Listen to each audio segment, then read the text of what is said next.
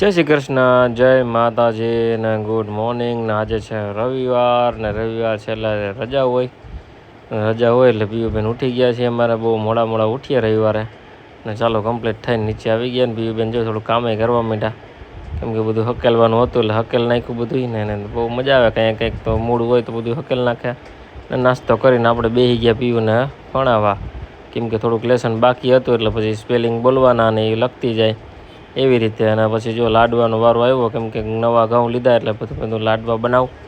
પછી લાડવા બનાવ્યા અને ગણપતિ દાદાને ધરી દીધા, ગણપતિ બાપાને ધરી દીધા. ને તમારે પણ ખાવા હોય તો ઘરે આવજો ને ચાલો શાક રોટલી ને બધું કમ્પ્લીટ થઈ ગયું છે. પાવડો પાપડ ને ગુંદાનું અથાણું, છાશ ને રોટલી ને બધું ને ચાલો આપણે ખાઈ લીધું ને થોડીક વાર આરામ કરીને દુકાન ખોલી નાખી.